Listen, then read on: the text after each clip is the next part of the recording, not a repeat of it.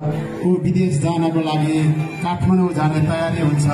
सबै गाउँले र साथीभाइहरू उसलाई विदाई गर्न उसको आँगनमा आएर जम्मा भएका हुन्छन्। होइन बुढी, छोरो कता गएछ? आज विदेश जाने हो, त्यसको कता गएछ? भित्र होला नि तयार हुँदै। छोरो, ओ छोरा,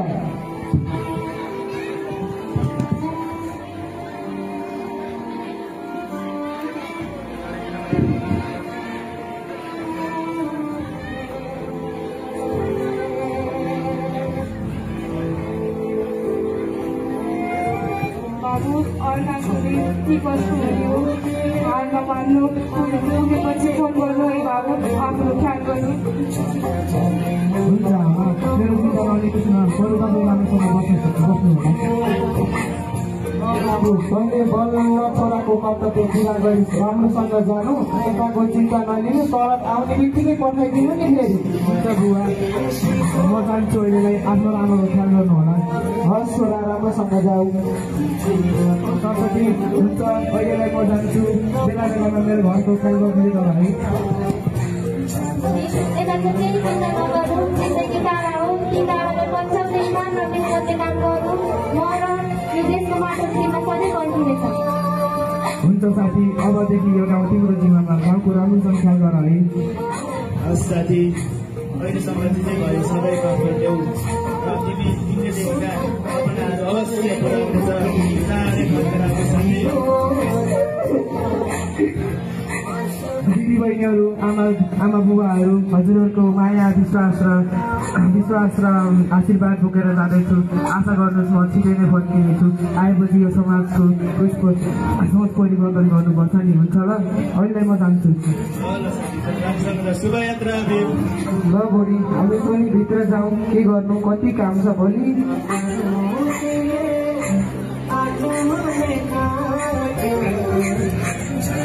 यसरी समय बित्दै जान्छ। भीमले समयमै पैसा पठाइरहेको छ। यता बाबुको गाउँ समाजमा पैसाको धाक लगाउने सपना पूरा भएको छ। ऊ बिस्तारै बिस्तारै घमण्डी हुँदै गइरहेको छ। एक दिन खानपिन गरेर बुढाबुढी गफ गरिरहेका हुन्छन्। देखिस् त बुढी, खुब छोरालाई विदेश नपठा भन्दैछ नि। छोराले पैसा पठाएकै छ, हामी पनि ठुला बनाउँदाहरूको अगाडि सिट ठाडो पारिदिन सक्छौँ। तपाईँलाई पनि खालि आफ्नै सानीको परेको छ। उहाँ छोरालाई कति दुःख भएको होला। छोरा हो छोरा, देश खान्छ, अलिअलि त दुःख भइहाल्छ नि। पैसा पठाएकै छ, हामी खुसी नै छौँ। छोराको शरीर बेचेर अनि सपना मारेर पाएको खुसीको के अर्थ बुढा? के बोल्छे तेरो छोराको लागि सधैँ पठाएको हो र फर्केर आइहाल्छ नि। उतै मर्दैन क्यारे। जे पाए त्यही नबोल्नु है। आमाको मर्नु बाउको जस्तो कठोर हुँदैन क्यारे। बरु छोरालाई फोन लगाउनु न। नबोलेको कति भयो? कति भयो रे, नबोलेको एक हप्ता पनि भएको छैन। कति जानेको यो कुरा गर्न महिलाहरूले। त्यही पनि एकचोटि फोन गर्छु नि त।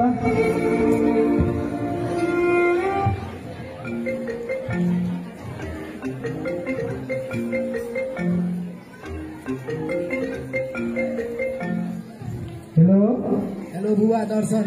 आशीर्वाद छोरा, सन्चै छौ? सन्चै।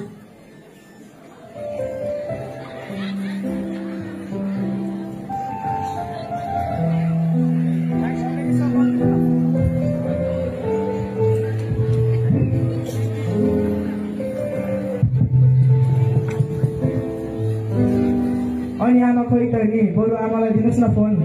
आमा यहीँ बसेकी छि, ला न बोल। ए बुढी, ला छोरासँग बोल। बाबु, आमा ढोलो रे। आशीर्वाद छोरा, सन्चै छौ?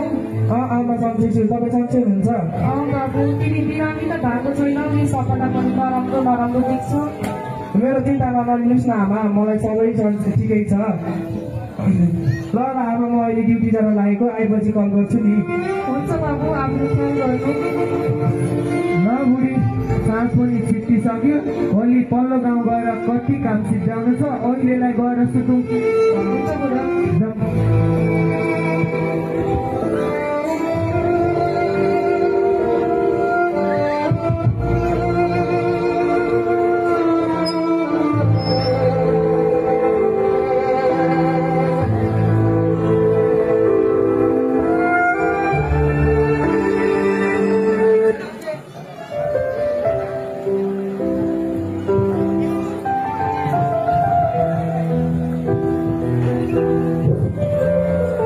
यसरी समय बित्दै जान्छ। नारायण र चन्द्रकलाले आफ्नो जीवन सुखका साथ बिताइरहेका हुन्छन्, तर यस्तो समय पनि आउँछ लामो समय भीमको फोन पनि लाग्दैन र फोन पनि आउँदैन र पैसा पठाउन पनि छोडेको छ। यता भीमका बुवा आमा चिन्ता गरिरहेका हुन्छन्। होइन बुढी, छोराले पैसा नपठाएको धेरै भयो, घर भोलि गर्दैन, के भएछ? तपाईँलाई पनि खाली पैसाकै परेको छ। उहाँ छोरालाई के भयो? मेरो मन कति अतालिएको छ। खै के भयो के भयो? फोन नहालेको पनि कति भयो? हेर्न बुढी, कसको फोन आएछ? जा त उठा। होइन जा त उठा, कसको आएछ? कसले फोन गरेछ?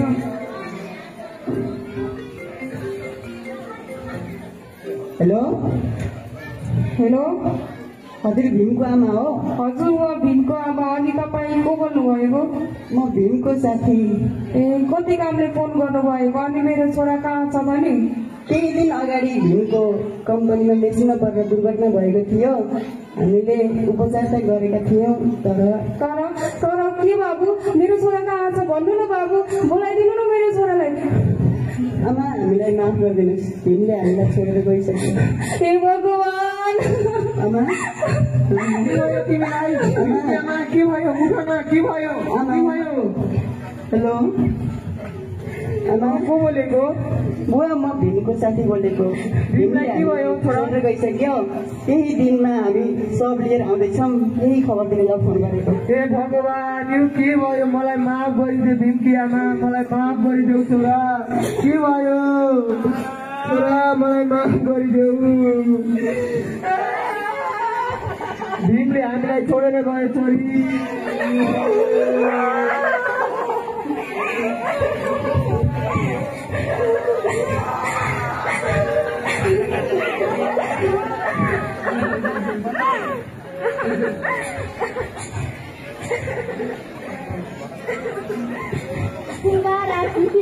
आमालाई लिएर भित्र जाऊँ। जाऊ छोरी। जाम डुल्बा जाम।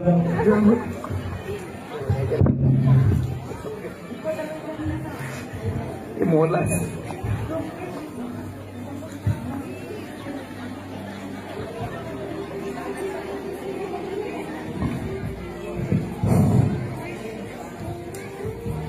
यसरी केही दिनपछि भीमको लास आउने दिन सबै गाउँलेहरू भीमको घरमा जम्मा भएका हुन्छन्। गाउँभरि रुहाभासी छ। आमाको चित्कार, बुबाको मौनता, वरपर शून्यता छाएको छ। केही समयपछि भीमको लास आउने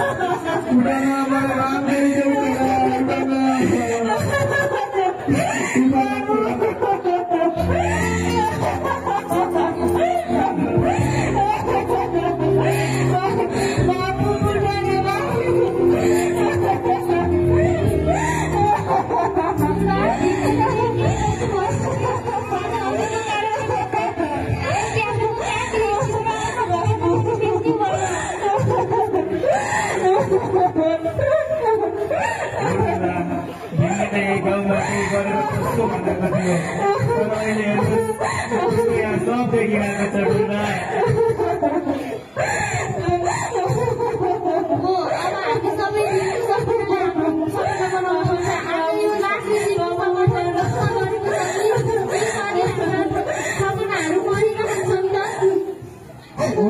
राज्य सरकारको मजस्ता दर्ताबाट जस्ता युवाहरू चिसो प्रदेशमा फर्किनु परेको छ अहिले यस्तो पहिलो हुने छैन मलाई माफ गरिदेऊ छोरा मलाई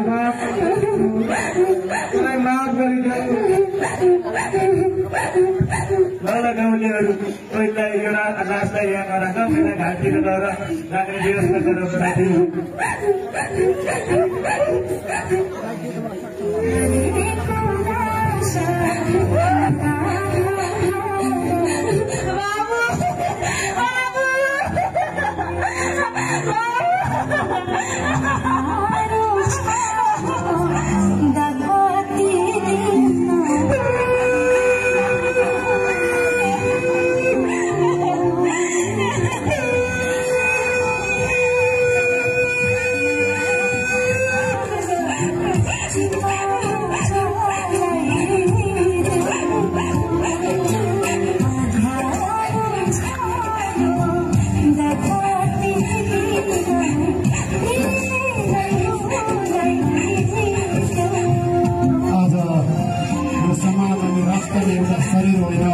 एउटा सपना गुमाएको छ एउटा विचार चिरानमा पुगेको छ समाज बदल्ने सपना अधुरो रहेको छ विदेशको सुनौलो भरमा परेर आफ्नै माटोको सुगन्ध गुमाएका छौँ यो समाज र बाबुको दबावले नपिछिएको भए आज हामी आँसु होइन आशा बाँडिरहेको हुन्थ्यौँ अब हामीले बुझ्नुपर्ने हुन्छ सन्तानको माया माटोमै उम्रिन्छ धन र सम्पत्तिमा होइन अब हामी सबैले बाचा गर्नुपर्दछ समाज परिवर्तन गर्ने सोच विदेशबाट होइन आफ्नै माटोमा पसिना बगाएर ल्याउनु पर्दछ सपनालाई कहिले पनि चिहानमा दिन पुग्ने होइन सपनालाई चेतना जगाउनमा लगाउनु पर्दछ समाजलाई चेतना जगाउनमा लगाउनु पर्दछ अपि सोढमय लङ्का वचमोड नौ रोचते जननी जन्मभूमिश्च स्वर्गादपि गरियसी धन्यवाद।